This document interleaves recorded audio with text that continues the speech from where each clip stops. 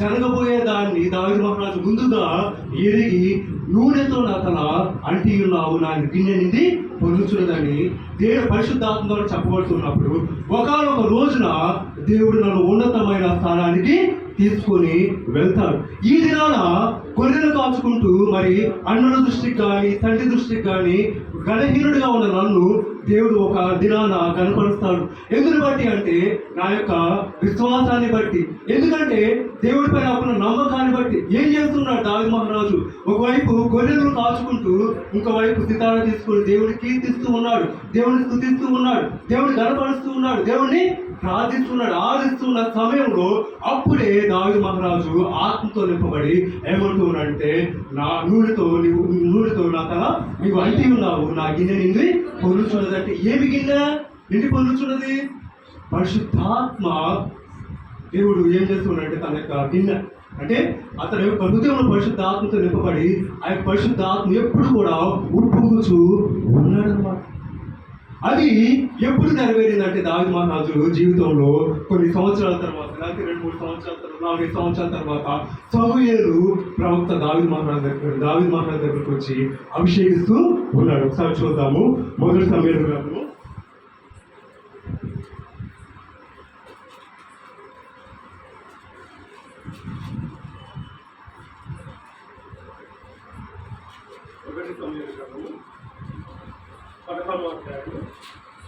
16వ అధ్యాయం 13వ వచనం.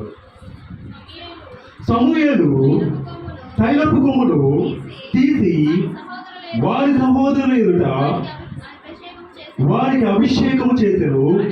నాటి నుండి యెహోవా ఆత్మ దావీదు మీదకి బలముగా వచ్చెను.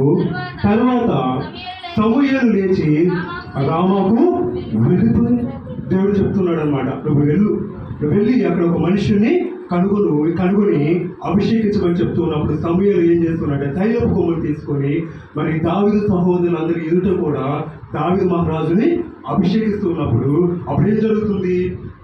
నాటి నుండి యెహోవా ఆత్మ దావీదు మీదకి బలముగా వచ్చింది. దేవుని యొక్క అభిషేకము నువ్వు పొందుకుంటే నీకేమవుతుంది? దేవుని యొక్క ఆత్మ నీ మీదకి బలముగా వస్తుంది. మరి ఒకసారి అభిషేకం పొందుకున్న తర్వాత మనము ఇంటికి వెళ్ళిపోయిన తర్వాత దేవుని ఆత్మ నా ఎదుగు రాలేదు అని నువ్వు అనుకుంటూ ఉన్నావంటే నువ్వు ఏం కాపాడుకోవట్లేదంటే దేవుడు నీకు ఇచ్చిన అభిషేకాన్ని నువ్వు కాపాడుకోలేకపోతున్నావు. అక్కడ మరి దావీదు మహారాజు దేవుని యొక్క అభిషేకాన్ని కాపాడుకోవడానికి కారణం ఏంటంటే దావీదు మహారాజు ఎప్పుడు కూడా దేవుణ్ణి స్తుతించేవాడిగా ఉన్నాడు. దావీదు మహారాజు ఎప్పుడు కూడా దేవుణ్ణి ఆరాధించేవాడిగా ఉన్నాడు. కాబట్టి నాటి నుండి యెహోవా ఆత్మ దావీదు మీదకి బలముగా దిగి వచ్చాడు. ఆ బలముగా దిగి వచ్చినప్పుడు దావీదు మహారాజు గొప్ప గొప్ప కార్యాలు చేస్తూ ఉన్నాడు, ఎంతో బలాన్ని పొందుకున్నాడు. ఒకనొక సమయంలో ఏం జరుగుతుంది? తోడేల్ని చంపేస్తాడు. ఒక్కొక్క సమయంలో సింహాన్ని చీల్చివేశాడు. ఎక్కడి నుండి వచ్చింది ఆ బలం? ఏ మనిషి వల్ల అవుతుందా? ఒక సింహాన్ని పట్టుకొని చేర్చడము అవుతుందా అంటే అవును. దేని వల్ల సాధ్యమైందంటే యెహోవా ఆత్మ వలనది సాధ్యమైంది. మరి దేవుడి యొక్క అభిషేకం పొందుకున్న మనకి మొట్టమొదటిగా దేవుడు మనకి ఇచ్చేది ఏంటంటే యెహోవా ఆత్మ మన మీదకి బలముగా వస్తుందని మనం నమ్మాలి, మనం విశ్వసించాలి. ఆ నమ్మకము, ఆ బలము, ఆ విశ్వాసము మనలోకి లేకపోతే దేవుడి యొక్క అభిషేకం మనలో పనిచేయదు.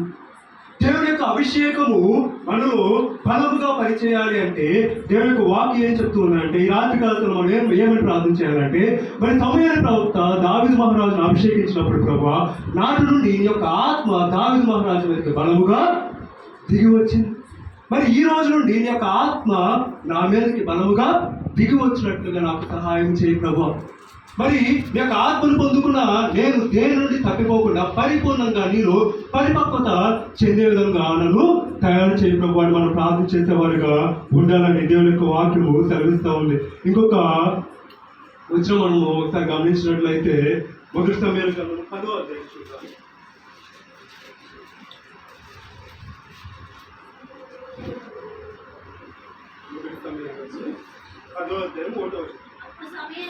అప్పుడు సమూయేలు తైలపు పుట్టి పట్టుకొని సౌలు తల మీద తైలము పోసి అతని ముద్దు పెట్టుకొని యెహోవాను అభిషేకించి తన స్వాస్థ్యము మీద అధిపతిగా నియమించి ఉన్నాడు అని చెప్పి ఈలాగు సెలవిచ్చును. చాలు. మరలా ఆ యొక్క దావీదు మహారాజు కన్నా ముందుగానే ఎవరిని అభిషేకించాడంటే దేవుడు సౌలు మహారాజుని అభిషేకించాడు. అప్పుడు అభిషేకించినప్పుడు ఏమని ఆశీర్వదిస్తూ ఉన్నాడంటే, యెహోవా నిన్ను అభిషేకించి తన స్వాస్థ్యం మీద అధిపతిగా నియమించి ఉన్నాడని చెప్పారు. దేవుని యొక్క అభిషేకము పొందుకుంటే దేవుడు మనల్ని ఎలా ఉంచుతాడంటే తన స్వాస్థ్యం మీద అధికారిగా నియమిస్తాడు. దేవుడు నీకు ఏ స్వాస్థ్యం అయితే ఇస్తాడో, లేకపోతే ఏదైతే నీకు ఆస్తిగా ఇస్తాడో దానంతటి మీద అధిపతిగా నువ్వు ఉంటావని దేవుని యొక్క వాక్యం సెలవిస్తా ఉంది. అక్కడ మరి సౌలు మహారాజుని ఇశ్రాయేలు దేశానికి రాజుగా దేవుడు ఇచ్చాడు. అంటే ఇశ్రాయేలు స్వాస్థ్యం మీద అధికారం ఇచ్చాడు. దావీదు మహారాజు కూడా ఏం చేస్తాడంటే ఇశ్రాయేలు స్వాస్థ్యం మీద అధికారం ఇచ్చాడు. అలా అధికారం ఇచ్చిన దేవుడి యొక్క అభిషేకం నువ్వు నేను ఉంటే మనల్ని కూడా దేవుడు ఏం చేస్తాడంటే అధికారులుగా నియమిస్తూ ఉంటాడు. మనకు గృహానికి అధికారులుగా నియమిస్తాడు, లేకపోతే మన స్నేహితుల మీద మనల్ని అధికారిగా నియమిస్తాడు. దేవుడి యొక్క వాక్కుని ప్రకటించడానికి, దేవునిలోకి నడిపించడానికి ఆయన యొక్క అభిషేకము బలముగా పనిచేస్తుందని దేవుడి యొక్క వాక్యము ఇక్కడ తెలియజేస్తా ఉంది. ఇంకా 10వ అధ్యాయము 6వ వచనం. మొదటి సమయంలో 16. యెహోవా ఆత్మ నీ మీదకి బలముగా దిగివచ్చును, నీవు వారితో కలిసి ప్రకటన చేయుచుండగా నీకు కొత్త మనస్సు వచ్చును. హల్లెలూయా. ఇంకా ఏం చెప్తున్నాడంటే ఇక్కడ సౌలు మహారాజుతో ఏమో చెప్తున్నాడంటే యెహోవా ఆత్మ నీ మీదకి బలముగా దిగివచ్చు. ఇంకా దావీదు మహారాజుతో ఏం చెప్పాడు? యెహోవా ఆత్మ నీ మీదకి బలముగా దిగివచ్చు అని చెప్పిన దేవుడు ఇక్కడ సౌలుతో కూడా ఏమంటున్నాడంటే యెహోవా ఆత్మ నీ మీదకి బలముగా దిగివచ్చు. ఎందుకంటే సౌలు నువ్వు దేవుని యొక్క అభిషేకాన్ని పొందుకున్నా. అలాగే మరి ఒక సమూహము వస్తుంది. ఆ సమూహం ఏంటి? ప్రవక్తల సమూహము నీకు ఎదురుగా వచ్చినప్పుడు ఆ ప్రవక్తలతో కలిసి నువ్వు ఏం చేస్తావంటే ప్రకటన చేస్తావు. ఆ ప్రవక్తలతో కలిసి నువ్వు ప్రవచిస్తావని ఇక్కడ చెప్తూ ఉంటావు. దేవుని యొక్క అభిషేకాన్ని మనం పొందుకుంటే మనం ఎలా ఉంటామంటే ప్రవచించే వారిగా ఉంటాం. మనం పరిపూర్ణంగా నమ్మాలి. నిజముగా దేవుడు రాత్రికాల సమయంలో నన్ను అభిషేకించాడు, ఆయన యొక్క అభిషేకాన్ని నేను కాపాడుకుంటాను, అభిషేకంలో నేను నిలిచి ఉంటాను, అభిషేకాన్ని బట్టి మరి దేవుడు నన్ను బలంగా హెచ్చిస్తాడని మనం నమ్మినప్పుడు నువ్వు ప్రవచించే విధంగా దేవుడిని తయారు చేస్తాడు. ఇంకా ఏంటంటే దేవుని యొక్క అభిషేకాన్ని పొందుకుంటే అక్కడ కింద ఏమంటే మరి ఆయన నీకు కొత్త మనసు ఇచ్చు. హల్లెలూయా. దేవుడికి స్తోత్రం కలుగును గాక. కొత్త మనసును ఇస్తానండి. అభిషేకం ద్వారా మనం ఏం పొందుకుంటామంటే క్రొత్త మనసుని పొందుకుంటాం. మళ్ళీ పాత మనసులో మనం జీవిస్తూ ఉంటే పాత ఆలోచనలు పాత తలపుల్లో మనం ఉన్నాము అంటే మన అభిషేకాన్ని మనం నిలుపుకోలేకపోయామని దాని యొక్క అర్థము, దేవుణ్ణి అవమానపరిచామని దాని యొక్క అర్థం. కాబట్టి యొక్క వాక్యం మనం దేవుడి యొక్క అభిషేకంలో నిలిచి ఉండాలని. మరి దేవుడు మనకు స్వాస్థ్యంగా ఇస్తున్నది ఏంటంటే అభిషేకం. మరి రక్షణ అభిషేకాన్ని దేవుడు మనకు ఇచ్చాడు.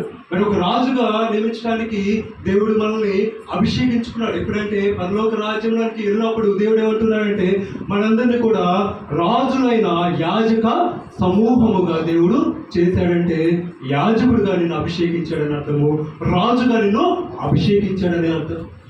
ఈ దేశంలో ఒక రాజ్యాన్ని మరి ఒక వ్యక్తి మాత్రమే పరిపాలన చేస్తాడు. మరి ఒక వ్యక్తి మాత్రం అభిషేకింపబడిన తర్వాత ఒక వ్యక్తి మాత్రమే ఆ యొక్క దేశాన్ని పరిపాలిస్తాడు. కానీ మరి దేవుని యొక్క రాజ్యానికి వెళ్ళిన తర్వాత నువ్వు నేను ఏం చేస్తామంట? యాజక ధర్మము చేస్తాము, రాజులుగా దేవుని యొక్క సముఖంలో ఉంటామని దేవుని యొక్క వాక్యం సెలవిస్తూ ఉంది. మరి అలాగే ఒకసారి యోహాను రాసిన మొదటి పత్రిక 2వ అధ్యాయము 20వ వచనం చూడండి. అయితే మీరు పరిశుద్ధిని వలన అభిషేకం పొందిన వారు కనుక సమస్తమును ఎరుగుదు. హల్లెలూయా. ఇక్కడ వల్ల దేవుడు మరి తన యొక్క దాసుని ద్వారా అభిషేకం గురించి తెలియజేస్తూ ఉన్నాడు. ఇక్కడ అపొస్తలుడైన యోహాను ఏమంటూ ఉన్నాడు అంటే 20వ వచనంలో అయితే మీరు పరిశుద్ధుని వల్ల అభిషేకం పొందిన వారు కనుక సమస్తమును ఎరుగుదురు. ఎవరి ద్వారా అభిషేకం పొందాం మనం? పరిశుద్ధుని ద్వారా అభిషేకం అంటే మన ప్రభు అయిన యేసుక్రీస్తు ద్వారా అభిషేకము పొందాం. అక్కడ దావీదు మహారాజు చూస్తే ఎవరి ద్వారా అభిషేకం పొందుకున్నాడంటే సమూయేలు ప్రవక్త ద్వారా అభిషేకము పొందుకున్నాడు. దేవుడే తెలియజేశాడు. మన సౌలు మహారాజు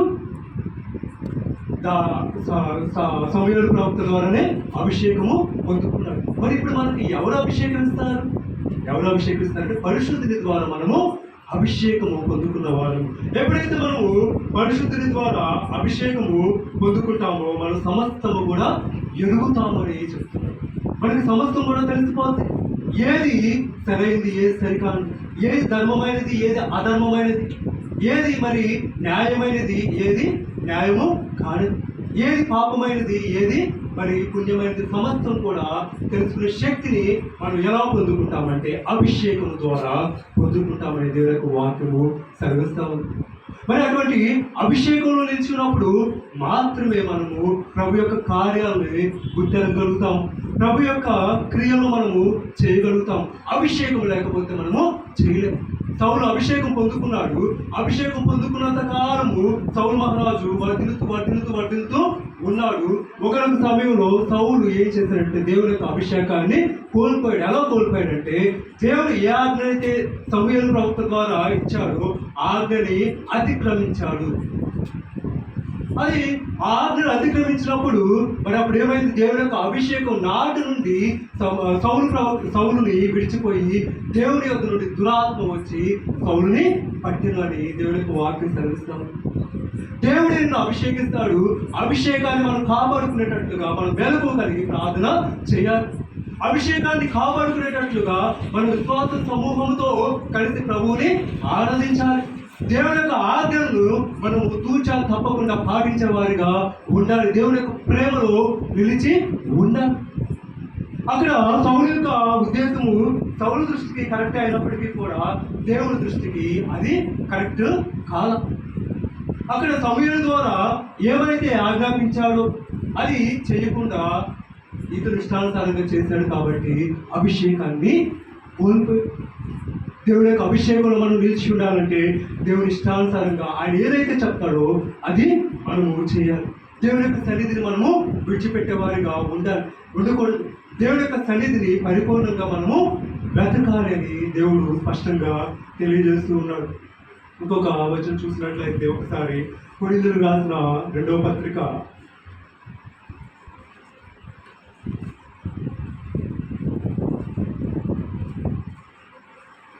1వ పత్రిక 1వ అధ్యాయము 21-22 వచనం చదువుతాము. మీతో కూడా క్రీస్తునందు నిలిచి ఉండినట్లుగా మమ్మల్ని స్థిరపరిచి అభిషేకించిన వాడు దేవుడే. ఆయన మనకు ముద్ర వేసి మన హృదయంలో మనకు ఆత్మను సంచకరువును అనుగ్రహించి ఉన్నాడు. హల్లెలూయా. మరలా కొరింథీయులకు రాసిన పత్రికలో పౌలు ద్వారా దేవుడు సెలవిస్తూ ఉన్నాడు ఏంటంటే మీతో కూడా క్రీస్తునందు నిలిచి ఉండినట్లుగా మిమ్మల్ని స్థిరపరిచి అభిషేకించిన వాడు దేవుడే. హల్లెలూయా. ఎవరు అభిషేకిస్తున్నాడు? దేవుడు. ఒక సేవకుడు మన ఎదుకు వచ్చి అభిషేకిస్తున్నాడంటే ఆ సేవకుడు అభిషేకించాడు, ఈ సేవకుడు అభిషేకించాడని మనం ఎప్పుడు కూడా అనుకోకూడదు. ఎవరు అభిషేకించారంటే ఆ సేవకుడి ద్వారా దేవుడే ప్రత్యక్షంగా నా ఎదుకు వచ్చి నన్ను అభిషేకించారు. క్రీస్తుతో కూడా స్థిరపరిచి అభిషేకించేవాడు దేవుడే. మరి అలా అభిషేకించినప్పుడు దేవుడు మనల్ని అభిషేకించినప్పుడు తర్వాత 22వ వచనంలో ఆయన మనకు ముద్ర వేసి మన హృదయంలో మనకు ఆత్మను సంచకరువును అనుగ్రహించి ఉన్నాడు. ఎప్పుడైతే దేవుడు మనల్ని అభిషేకిస్తాడో దేవుని యొక్క అభిషేకంలో మనం ఉంటామో దేవుడు ఏం చేస్తాడంట? మనల్ని ముద్రిస్తాడు. ఏం చేస్తాడు? ముద్రిస్తాడు. దేనితో ముద్రిస్తాడు? ఆత్మతో. ఆయన ఆత్మ చేత ముద్రిస్తాడు. హల్లెలూయా. ఇప్పుడు అభిషేకం పొందుకున్న నీవు దేని చేత ముద్రింపబడ్డావు అంటే పరిశుద్ధాత్మ చేత నువ్వు ముద్రింపబడ్డావు. మరి పరిశుద్ధాత్మ ఫలాన్ని పొందుకున్నావని దేవుడు స్పష్టంగా ఈ యొక్క వాక్యాల ద్వారా మనకి తెలియజేస్తూ ఉన్నాడు. మరి దేవుడు మనల్ని అభిషేకించాడు. మరి మనుషుల్లో ఎవరైనా దేవుడిని అభిషేకించగలరా? ఎవరైనా మనిషి దేవుడిని అభిషేకించారా? చెప్పండి, ఎవరైనా అభిషేకించారు? మనము బయట చాలా చోట్ల చూసినట్లయితే, అనేక చోట్ల చూసినట్లయితే పాలాభిషేకాలు చేస్తూ ఉంటారు, తేనాభిషేకాలు చేస్తాడు. ఒక మనిషి వెళ్ళి ఏం చేస్తారంటే ఒక విగ్రహాన్ని అభిషేకిస్తాడు. దేవుడు మనుషులను అభిషేకిస్తూ ఉన్నప్పుడు మనిషి దేవుడిని ఎలా అభిషేకిస్తాడు? కానీ పరిశుద్ధ గ్రంథంలో ఒక స్త్రీ అట యేసుక్రీస్తు ప్రభుని అభిషేకిస్తుంది. ఎవరా స్త్రీ? ఒక స్త్రీ, పాపాత్మురాలైన స్త్రీ. లేకపోతే మరియా ఏం చేస్తూ ఉందంటే యేసుక్రీస్తు ప్రభుని అభిషేకిస్తూ ఉంది. ఎలా అభిషేకిస్తుందో ఒకసారి మనం చూద్దాము. మార్కు సువార్త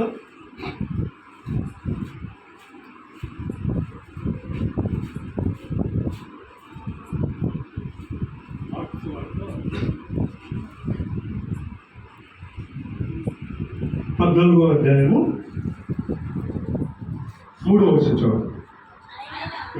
ఆయన బేతనియలో కుష్ఠరోగి అయిన సీమోని ఇంట భోజనములకు కూర్చుండి ఉన్నప్పుడు ఒక స్త్రీ మిక్కిలి విలువ గల అచ్చ జటామాంసి అత్తరు బుట్టి తీసుకొని వచ్చి ఆ అత్తరు ఆయన తల మీద పోసాను. చాలు. అలాగే 7వ వచనం చదువుదాం. 8వ వచనం చదువుదాం ఒకసారి.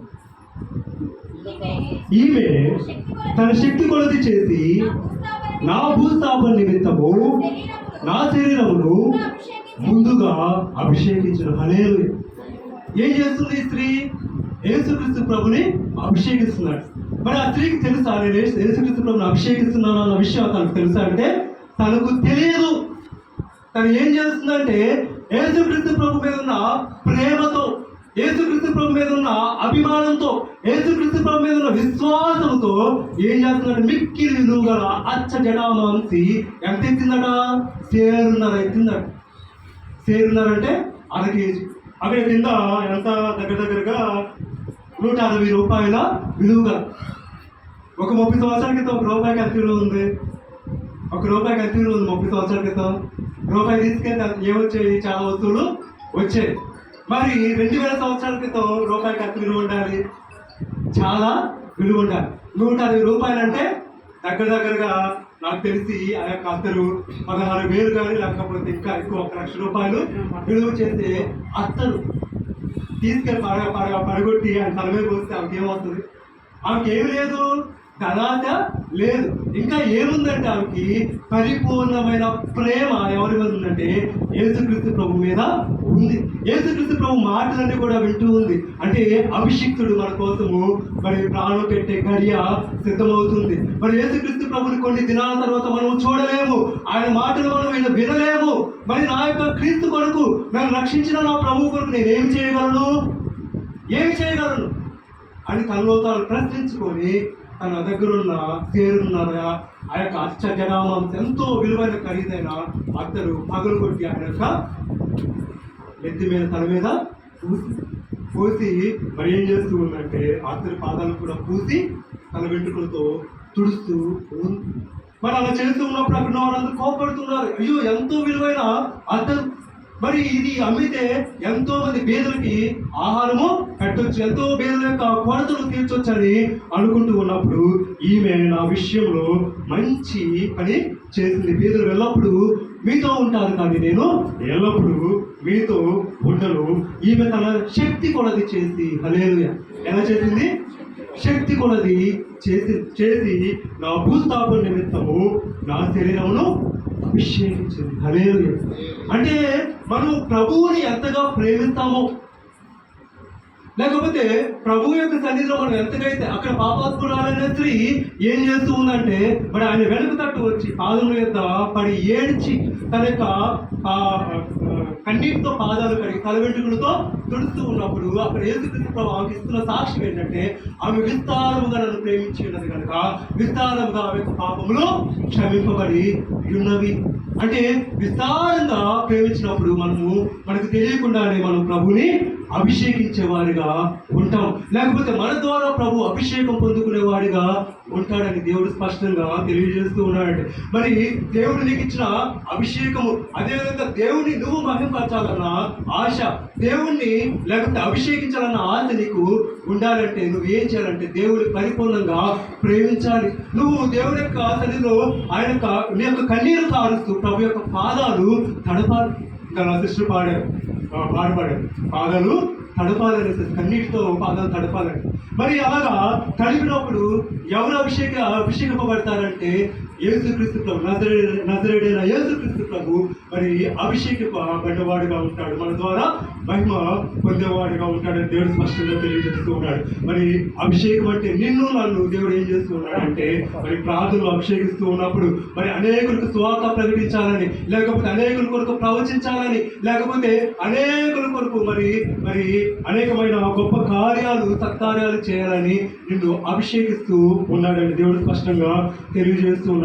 కాబట్టి యొక్క వాక్యం ఉంటున్న మనము అభిషేకాన్ని కాపాడుకోవాలి. ఈ దినాలు పొందుకున్న అభిషేకాన్ని ప్రభువా మరి దైవజనుడు కాదు కానీ నువ్వే స్వయముగా వచ్చి నన్ను అభిషేకించావు, నువ్వు నాకు ఇచ్చిన అభిషేకాన్ని నేను కాపాడుకునేటట్లుగా నేను ప్రార్థన చేస్తాను, నువ్వు నాకు ఇచ్చిన అభిషేకాన్ని కాపాడుకునేటట్లుగా నేను నిన్ను పరిపూర్ణంగా ప్రేమిస్తాను. మరి ఆ యొక్క మరియా ఏ రీతిగా అయితే నిన్ను ప్రేమించిందో, విస్తారంగా ప్రేమించిందో ఆ రీతిగా నేను నిన్ను ప్రేమిస్తాను ప్రభు అని ఒక తీర్మానం తీసుకోవాలని ప్రభు స్పష్టంగా తెలియజేస్తూ ఉన్నాడు. సరే, ఒకసారి పరిశీలన చేసినట్లయితే మరి అభిషేకము దేనితో కూడుకున్నదంటే పరిశుద్ధాత్మతోనూ లేకపోతే శక్తితోనూ కూడుకున్న అభిషేకము దేవుడు మనకు అనుగ్రహించేవాడిగా ఉన్నాడు. దేవుని యొక్క అభిషేకం మన మీదకి వచ్చినప్పుడు దేవుని యొక్క అభిషేకంతో పాటు రెండవదిగా దేవుని యొక్క ఆత్మ కూడా బలముగా మన మీదకి దిగి వస్తుందని మనము నమ్మాలి. మరి మూడవదిగా చూసినప్పుడు దేవుని యొక్క అభిషేకాన్ని మనం పొందుకున్నప్పుడు సమస్తాన్ని తెలుసుకుంటాము. సమస్తాన్ని తెలుసుకున్నప్పుడు ఎవరు కూడా మనల్ని మోసము చేయలేరు. చాలా మనుషులు చాలా రకాలుగా మోసపోతూ ఉంటాము, కానీ దేవుని యొక్క అభిషేకం పొందుకున్న వ్యక్తి ఎప్పుడు కూడా మోసపోడు, పరిపూర్ణంగా దేవుని యొక్క జ్ఞానంతో అభివృద్ధి చెందుతాడు. మరి నాలుగోదిగా చూసినట్లయితే దేవుళ్ళలో స్థిరపడతామని చెప్తూ ఉన్నాడు. ఆత్మచేత ముద్రింపబడతాము. దేవుని యొక్క అభిషేకాన్ని బట్టి మనకి చివరిగా మనం ఒక వాక్యం చూద్దాము. ఒకసారి నిర్గమాకాండం చూద్దాము. నిర్గమాకాండం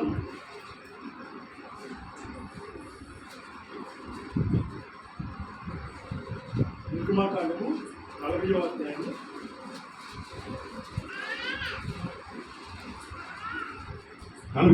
13వ వచనం చూడవచ్చు. అహరోను నాకు యాజకుడు అన్నట్లు అతనికి ప్రతిష్ఠిత వస్త్రములు ధరింపజేసి అతనికి అభిషేకం చేసి అతని ప్రతిష్ఠింపబడెను. చాలా హల్లెలూయా. మరి ఇక్కడ మనం ఒకసారి గమనించినట్లయితే దేవుని యొక్క అభిషేకము మనము పొందుకుంటే, దేవుడు మనల్ని అభిషేకిస్తే ఏం చేస్తాడట? దేవుడు మనల్ని ప్రతిష్ఠిస్తాడని చెప్తా ఉన్నాడు. దేవుని యొక్క సేవకై మనల్ని ప్రతిష్ఠిస్తాడు. మరి దేవుని యొక్క సేవ ఏంటి అంటే, దేవుని యొక్క సేవ అంటే మనం దేవుని యొక్క ఆలయంలో చేసే ప్రతిదీ కూడా దేవుని యొక్క సేవ. ప్రార్థన ఒక వ్యక్తికి దేవుని యొక్క సేవ, వాక్యం చదవటం దేవుని యొక్క సేవ, దేవుని యొక్క దేవాలయంలో పనులు చేయటము దేవుని యొక్క సేవ. అటువంటి సేవలో దేవుడు మనల్ని ప్రతిష్ఠించేవాడిగా ఉంటావు. దేవుని యొక్క అభిషేకం పొందుకున్న నువ్వు దేవుని కొరకు ప్రతిష్ఠింపబడే వ్యక్తిగా ఉంటావని దేవుని యొక్క వాక్యము సెలవిస్తుంది. కాబట్టి ఈ యొక్క వాక్యాలను బట్టి దేవుడు గొప్ప ఆదరణ మనకు కలుగు చేసి, దేవుడు మనకు కలుగు చేసే ఆ రక్షణతో కూడుకున్న అభిషేకాన్ని నిర్లక్ష్యం చేయక దాన్ని కాపాడుకుంటూ తుది వరకు కూడా మనం కొనసాగించినప్పుడు దేవుడు తన దూతల ఎదుట, తన తండ్రి ఎదుట మన గురించి మనం మహిమపరిచేవాడిగా, మన గురించి గొప్పగా చెప్పేవాడిగా ఉంటాడని దేవుడు స్పష్టంగా తెలియజేస్తున్నాడు. కాబట్టి ఈ యొక్క వాక్యాలను బట్టి దేవుడు మనల్ని బహుగా దీవించునుగాక. ఆమేన్. చిన్న ప్రార్థన చేసుకున్నాము. సకల ఆశీర్వాదాలకు కారణభూతుడు అయిన మా ప్రియ పరలోకపు తండ్రి, నీ ఘనమైన నామమును బట్టి నీకు వందనములు, స్తుతులు, స్తోత్రం చెల్లించుకోవచ్చున్నా ప్రభు. ఈ దినాన ప్రభు తండ్రి యేసయ్య దాసులైన నా ద్వారా ప్రభు అయా ఇదిగో ప్రభు మాట్లాడి ప్రభు నీకు వాక్యాన్ని బట్టి నీకు స్తోత్రాలయ్యా. అయా ఇదిగో రాత్రి కాల సమయంలో ప్రభు నీ ద్వారా ప్రభు మేమందరూ ప్రభు నీకు అభిషేకాన్ని పొందుకున్నామని నమ్ముచున్నాం ప్రభు. నీకు ఆత్మచేత ముద్రింపబడి ఉన్నామని ప్రభు నమ్ముచున్నాం ప్రభు. అయా నీకు ఆత్మచేత ప్రభు అభిషేకం పొంది ప్రభు నీకు సేవకులుగా ప్రతిష్ఠింపబడి ఉన్నామని నమ్ముచున్నాం వేడుకొచ్చున్నాం ప్రభు. మీరు వాక్యాన్ని బట్టి ప్రభు అభిషేకాన్ని ప్రభు పోగొట్టుకోకుండా ప్రభు సౌలు మహారాజు వలె ప్రభు అభిషేకాన్ని పోగొట్టుకోకుండా నీ యొక్క ఆజ్ఞలు వెతుకుతూ ప్రభు నీ యొక్క కట్టడలు గైకొంటూ ప్రభు నీ యొక్క ప్రేమ నిలిచియుడు ప్రభు నేను బహుగా ప్రేమిస్తూ నీకు ప్రార్థన చేస్తూ ప్రభు అయ్యా కన్నీటితో ప్రభు అయ్యా పశ్చాత్తాపంతో ప్రభు తను ముందుకు సాయపడు సహాయం చేయండి ప్రభు. ఎంతగా పశ్చాత్తాపడితే ప్రభు అంతగా ప్రభు నేను అభిషేకించిన వారు ఎంతగా ప్రభు తండ్రి ఏడ్చి అయ్యా కన్నీరు కారిస్తే నీ యొక్క సముఖంలో అంతగా ప్రభు అయ్యా నేను అభిషేకించిన వారు ప్రభు ఎంతగా నేను ప్రేమిస్తే ప్రభు ఎంతగా స్తుతిస్తే ప్రభు ఎంతగా నేను ఆలోచిస్తే అంతగా ప్రభు నిన్ను అభిషేకించిన వారు ప్రభు తండ్రి అదిగో ప్రభు అటువంటి గొప్ప అభిషేకంలో ప్రభు మమ్మల్ని ఉంచండి తండ్రి. అభిషేకాన్ని పోగొట్టుకోకుండా ప్రభు మెలకువగలిగి ప్రార్థన చేస్తూ ప్రభు తండ్రి ఇదిగో ఈ యొక్క వస్తున్న హౌస్ ఆఫ్ మినిస్ట్రీస్ అయినా తండ్రి గౌరవ ప్రభు అయ్యా ఇప్పుడు అభిషేకం పొందుకున్న మేలు ప్రభు అనేకులు ప్రభు తండ్రి తండ్రి నడిపించే వారిగా అనేక మందికి ప్రభు తండ్రి మా యొక్క సాక్ష్యాలు పంచుకునే వారిగా ప్రభు అనేకులు ప్రభు తండ్రి అదిగో ప్రభు అయ్యా ఈ యొక్క శరీరం ద్వారా బలపరిచే వారిగా తండ్రి ఈ యొక్క అభిషేకంలో స్థిరమైన అభిషేకంలో ఉంచి ప్రభు మీరు మహిమ పొందుకోనండి ప్రభు నీకు స్తోత్రాలు. ఈ దినాలు ప్రభు తండ్రి అయ్యా జన్మదినాలు జరుపుకుంటున్న ప్రభు జగన్ జ్ఞాపకం చేసుకో ప్రభు అయ్యా యొక్క బిడ్డలు ప్రభు 12వ సంవత్సరాలు అడుగుపెట్టి ఉండగా ప్రభు అయ్యా 12వ సంవత్సరాలు ప్రభు మీరు తండ్రి అయ్యా విషయం దేవాలయానికి వెళ్ళి ప్రభు తండ్రి అక్కడ శాస్త్రులతో పరిశీలతో ప్రసక్తులు కలిసి ప్రభు అయ్యా తరికించు ఉన్నప్పుడు ప్రభు అయ్యా అదిగో ప్రభు మీరు ప్రభు వేసిన ప్రశ్నలకు ప్రభు సమాధానం చెప్పలేక ప్రభు అయ్యా అదిగో ప్రభు అట్టి జ్ఞానం ఇచ్చిన దేవుని మహిమపరిచి ఉన్నారు కదా ప్రభు. అదే విధంగా తండ్రి జగన్ జ్ఞాపకం చేసుకో ప్రభు యొక్క 12వ సంవత్సరాలు ప్రభు అయ్యా నీ యొక్క నీ దయ్యంలో మనిషి దయ్యంలో ప్రభు అడ్డునుడుకు సహాయం చేయండి ప్రభు. అయ్యా నీ యొక్క బిడ్డను అభిషేకించుకో పరిపూర్ణ అభిషేకంలో ప్రభు నీ యొక్క బిడ్డ ఎదుగుడుకు నాయన ఫలించుటకు నాయన అభివృద్ధి చెందుటకు సహాయం చేయండి ప్రభు. అయ్యా మా అందరినీ కూడా నీ యొక్క రాకడిగా సిద్ధపరచండి ప్రభు. నీ యొక్క రాకడి వరకు తండ్రి మీరు మాకు కలుగు చేసిన అభిషేకాన్ని పోగొట్టుకోకూడదు తండ్రి. అయాదిగో ప్రభు బలమైన నాయన అయాదిగో ప్రభు యొక్క నాయన దక్షిణ హస్తంతో ప్రభు మమ్మల్ని ముందుకు నడిపించి మీరే మహిమ పొందుకోమని సర్వశక్తి కలిగిన దేవ నీ ఘనమైన మహోన్నతమైన శ్రేష్టమైన పరిశుద్ధమైన నామములు అడిగి వేడుకొంచున్నాము మా ప్రియ పరలోకపు తండ్రి. ఆమేన్ ఆమేన్ హల్లెలూయా.